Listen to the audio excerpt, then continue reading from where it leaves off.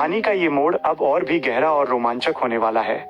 जब इंसानी ताकत हार जाती है तब शुरुआत होती है उस शक्ति की जो परलोक की भाषा समझती है। अधूरी हसरत, मुक्ति का संग्राम, अंतिम भाग। रोहन और प्रिया के व्यवहार में आए बदलाव ने उनके परिवार को डरा दिया था। रोहन का धूप से कतराना और प्रिया का घंटों आईने के सामने बैठकर अनजान भाषा में बातें करना साफ इशारा था कि नीलविला से कुछ उनके साथ आया है। तब एंट्री हुई डॉक्टर कबीर की, जो एक पैरानॉर्मल एक्सपर्ट होने के साथ साथ प्राचीन विद्याओं के जानकार भी थे।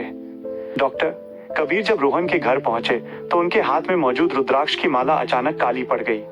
उन्होंने समझ लिया कि मामला केवल रूहों का नहीं बल्कि देहांतरण, बॉडी स्नैचिंग का है। उन्होंने कमरे के चारों ओर पवित्र भस्म से एक घेरा बनाया और एक प्राचीन मंत्र का उच्चारण शुरू किया। जैसे ही मंत्रों की गूंज बढ़ी, रोहन और प्रिया के शरीर तड़पने लगे।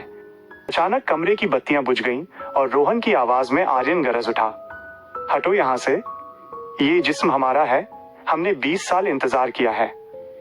कबीर विचलित नहीं हुए। उन्होंने हाथ में एक अभिमंत्रित धातु का पात्र लिया और चिल्लाकर कहा, प्रेम कभी छीनने का नाम नहीं होता आर्यन। अगर तुम माया से प्यार करते हो तो उसे इस अंधेरे चक्र में मत फंसाओ।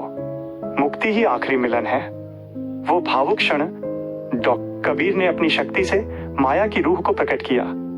माया का साया प्रिया के शरीर से अलग होकर हवा में तैरने लगा। जब आर्यन ने माया के उस रूहानी रूप को देखा जो अब भी दर्द में थी, तो उसका क्रोध आंसुओं में बदल गया। कबीर ने उन्हें समझाया कि जिंदा शरीरों को कब्जे में लेकर वे कभी खुश नहीं रह पाएंगे, वे केवल एक परजीवी बनकर रह जाएंगे। कबीर ने एक विशेष मुक्ति द्वार पोर्टल आह्वान किया। ये एक तीव्र सफेद रोशनी थी जो कमरे के बीचों बीच चमकने लगी। आर्यन की रूह रोहन के शरीर को छोड़कर बाहर निकली। अब दोनों रूहें अपने असली धुंधले स्वरूप में आमने सामने थीं। आर्यन ने माया का हाथ थामा।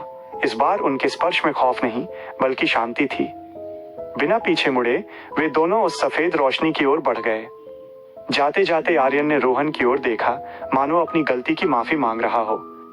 आई सुबह एक जोरदार धमाके के साथ रोशनी गायब हो गई। रोहन और प्रिया फर्श पर गिर पड़े, लेकिन इस बार वे खुद थे। उनके चेहरे का वो कालापन खत्म हो चुका था। नीलविला को अगले ही महीने सरकार ने तोड़वा दिया। अब वहां कोई बंगला नहीं है, बस एक खाली मैदान है। लेकिन लोग कहते हैं कि पूर्णिमा की रात को वहां से अब चीखें नहीं बल्कि एक धीमी सी बांसुरी की आवाज आती है। आर्यन और माया अब आजाद थे। नसीब में इस जन्म का साथ नहीं था तो क्या हुआ, रूहानी दुनिया में उनका इश्क मुकम्मल हो गया। कैसी लगी आपको ये प्रेम और खौफ की दास्तान? क्या आप किसी और विषय पर ऐसी ही रोमांचक कहानी सुनना